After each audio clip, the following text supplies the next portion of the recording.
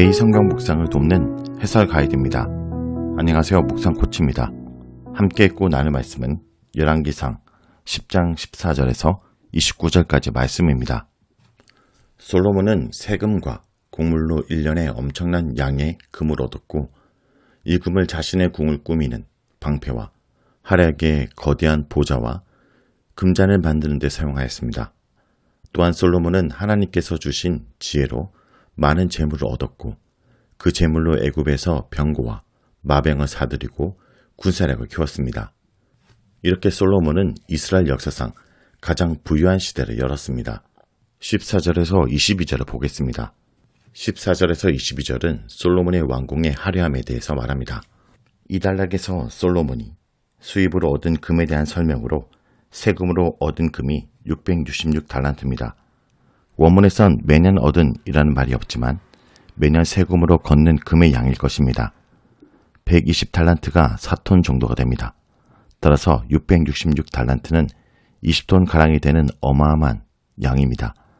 이뿐 아니라 무역하는 상인들에게서 교역세를 받았고 아라비아의 왕들이나 고관들에게서 공물을 받았습니다. 솔로몬이 이렇게 많은 금을 가지고 방패를 만들었습니다. 황금방패는 기본적으로 의전용이거나 장식용입니다. 금을 얇게 펴서 씌우거나 다른 금속과 합금하여 200개의 큰 방패를 만들었는데 방패 하나당 600세겔의 금을 사용하였습니다. 1세겔이 대략 10g이면 방패 하나당 6kg의 금이 사용되었습니다. 큰 방패는 중무장한 보병이 사용하는 직사각형 방패입니다. 금으로 작은 방패도 300개 만들었는데 작은 방패 하나에는 금 300만회를 사용했습니다. 1만회는 50세겔이므로 작은 방패는 150세겔, 즉 1.5kg의 금이 사용되었습니다. 작은 방패는 보병이나 장교들이 사용하는 가볍고 굵은 간역처럼 생긴 방패입니다. 이 금 방패들을 레바논 나무궁의 장식용으로 두었습니다. 그러므로 그 방패는 솔로몬의 부귀와 위엄을 가시하기 위해 만든 것입니다. 후에 이 금 방패들을 열왕기상 14장 25절에서 28절에 시삭이 예루살렘을 약탈할 때 다 빼앗기고 르호보암은 놋방패를 만들어 금 방패를 대신합니다. 금 방패에서 놋방패로 바뀌는 것은 솔로몬 시대의 부귀와 영화가 사라지고 있음을 의미하는 것입니다. 이렇게 솔로몬은 세금과 곡물로 받은 재물을 자신의 부와 영광을 가시하는 데 사용되었습니다. 18절에서 20절은 솔로몬이 사용한 보좌에 대한 설명으로 구약에서 여호와의 성전 기물을 제외하고 어떤 물건에 대해 자세히 설명한 것은 솔로몬의 보좌가 거의 유일합니다. 솔로몬의 보좌는 상하 보좌로 나무로 기본 틀을 만들었고 상하로 보좌 전체를 감싼 뒤 그 위에 순금을 입혔을 것으로 생각됩니다. 상하와 순금으로 만들어진 보좌는 호화로울 뿐 아니라 크기와 규모도 큽니다. 보좌에는 6개의 계단이 있다라고 하는데 솔로몬이 앉은 자리가 6개의 계단 위에 높은 곳에 위치한다는 의미입니다. 보좌 뒤에는 둥근 머리가 있는데 이것은 보좌 등받이가 둥근 모양으로 되었다는 의미입니다. 보좌의 양쪽 팔걸이 옆에는 사자가 하나씩 놓여 있고 12개의 사자가 6개의 계단 양쪽에 하나씩 놓여 있습니다. 고대 근동의 다른 보좌들과 달리 6개의 계단을 만든 것은 솔로몬의 막강한 건세를 가시하기 위한 것으로 생각됩니다. 힘과 권위의 상징인 사자를 보좌 주위에 장식한 것은 고대 근동의 다른 왕실의 간습을 따랐습니다. 일부 학자들은 사자가 유다 지파의 상징이기 때문에 사자로 장식했다고 보기도 합니다. 이에 대해 본문은 어느 나라에도 솔로몬의 보좌와 같이 만든 것이 없었다고 평가합니다. 이렇게 솔로몬의 보좌는 자신의 영광과 건세를 가시하기 위해 다른 나라의 그것보다 크고 높고 화려하게 만들어졌습니다. 21절은 솔로몬의 궁의 물건들에 대한 설명으로 솔로몬이 마시는 그릇, 즉 잔들도 모두 금으로 만들었다 합니다. 금잔은 화려함과 사치의 상징입니다. 레바논 궁의 모든 기물들이 정금으로 만들어져서 은 기물은 없었으며 솔로몬 시대에는 음을 귀하게 여기지도 않았다는 본문의 설명은 솔로몬뿐만 아니라 솔로몬 시대가 물질적으로 매우 풍부한 시대였다는 것을 나타냅니다. 22절은 솔로몬 시대에 활발했던 무역업에 대한 설명으로 다시스 배를 예를 들어 설명하고 있습니다. 다시스 배는 커다란 화물선으로 소보 중부에 있는 다시스로 다니던 배를 말합니다. 이것은 솔로몬의 교역망이 크게 확장되어 페니케아인들과도 광범위하게 교역했다는 것을 의미합니다. 이 배로 솔로몬은 3년에 한 번씩 금과 은과 상아와 원숭이와 공작을 실었습니다. 공작으로 번역된 투키임은 공작으로 볼 것인지 개코 원숭이로 볼 것인지에 대한 논란의 여지가 있습니다. 상아, 원숭이, 공작 등은 솔로몬의 교역이 아라비아뿐만 아니라 아프리카까지 확장되었던 것을 보여주며 이것은 부얀뿐만 아니라 솔로몬의 영향력이 고대 근동을 넘어 다른 지역까지 확장되었다는 것을 의미합니다. 다음은 23절에서 25절을 보겠습니다. 23절에서 25절은 왕들이 솔로몬에게 예물을 바치는 내용입니다. 23절은 솔로몬의 지혜와 부에 대한 요약으로 본문은 당시 솔로몬의 재산과 지혜가 세상 왕들 중에서 가장 컸다고 칭송합니다. 이것은 하나님께서 솔로몬에게 지혜와 부를 주시겠다는 약속을 분명히 성취했음을 강조하기 위한 것입니다. 24절은 지혜에 대한 설명으로 세상 사람들이 솔로몬의 지혜를 듣고 솔로몬의 얼굴을 보기 원했다고 합니다. 여기서 솔로몬의 지혜는 하나님께서 주신 것임을 분명히 밝힘으로써 지혜의 근원이 요라는 구약의 사상을 이어갑니다. 25절은 사람들이 지혜를 들으러 오면서 많은 예물을 가지고 왔다 말하며 그 부의 원천이 여호와의 지혜인 것을 분명히 하고 있습니다. 솔로몬이 받은 예물들은 은그릇, 금그릇, 의복, 갑옷, 향품, 말, 노새 등 다양합니다. 이렇게 많고 다양한 예물들을 해마다 받았습니다. 이것은 솔로몬의 평생 동안 솔로몬의 명성이 식지 않았고 부유함도 지속되었다는 것을 나타냅니다. 다음은 26절에서 29절입니다. 26절에서 29절은 병거와 마병을 많이 둔다라는 내용입니다. 솔로몬은 재물만 많이 쌓아둔 것이 아니라 병거와 마병도 모았습니다. 모았다라는 것은 솔로몬이 자신의 부를 이용해서 말과 병거를 사들였음을 의미합니다. 그가 모은 병거의 수는 1400대이고 마병은 12,000명입니다. 병거와 마병들을 위해서 병거성을 만들었고 예루살렘에도 병거와 마병을 주둔시켰습니다. 가나안 점령 시 가나안 왕 야빈이 가지고 있던 900승보다 훨씬 많았습니다. 27절은 특별히 수도인 예루살렘의 부유함을 언급하는데 은을 돌같이 만들었고 백향목을 평지의 뽕나무처럼 만들었다 합니다.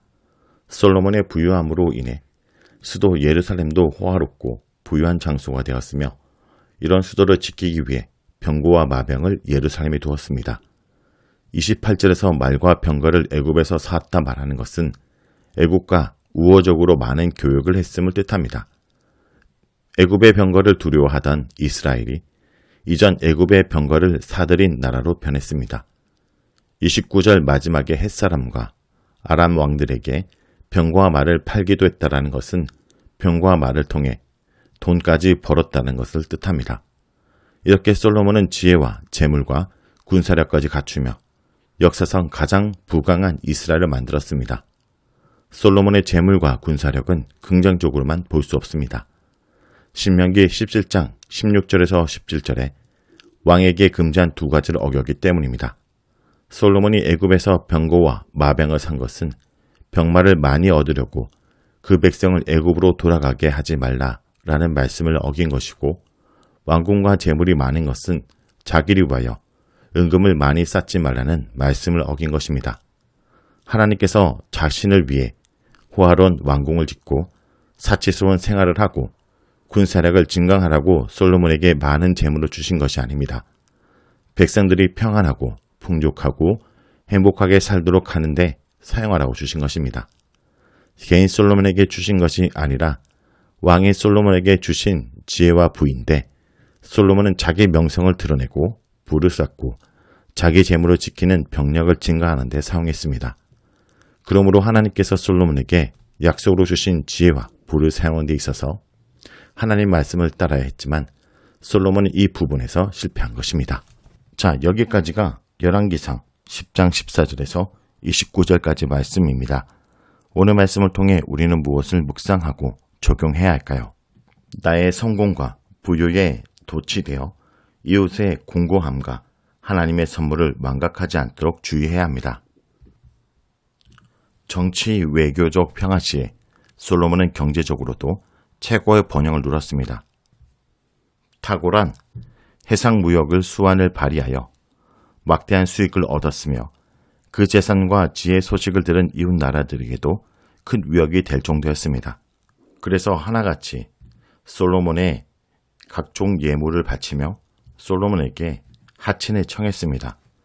이런 번영이 모두 하나님께서 약속하신 복이었지만 백성들은 공의로 다스림으로써 하나님을 기쁘시게 했던 솔로몬의 지혜가 점점 자신의 명예를 드높이고 나라를 외교적으로 살찌우는 데 사용되는 것은 심히 우려할 일인 것입니다. 성도 여러분, 나의 부유와 성공에 도취되어 이웃의 공고함을 무시하고 그것이 하나님의 선물임을 망각해서는 안 됩니다. 늘 내가 받은 은혜가 하나님으로부터 왔다는 것을 기억하고 그것을 온전히 하나님과 하나님의 사람들을 위해서 사용되어야 된다는 것을 잊지 않길 기도드립니다.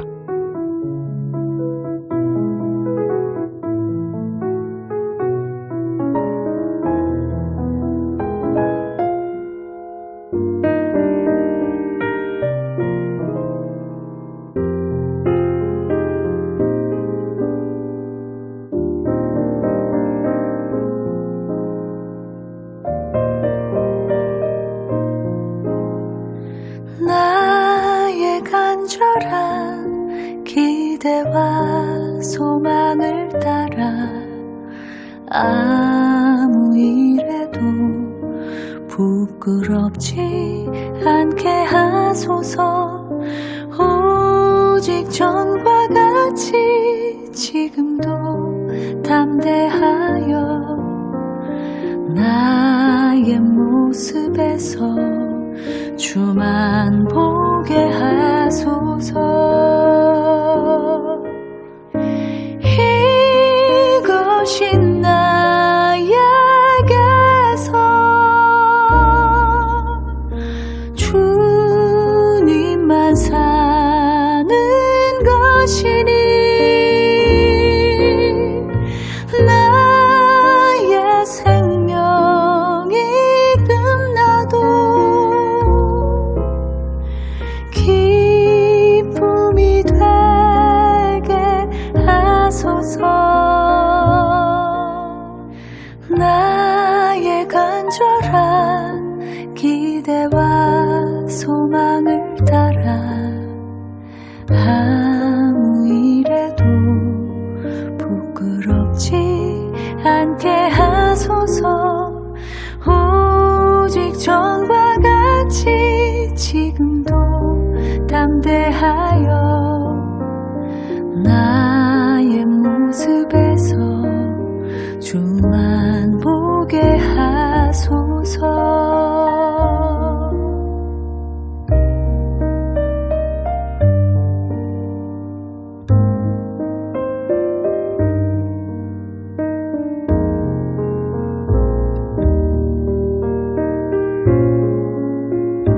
이것이 나에게서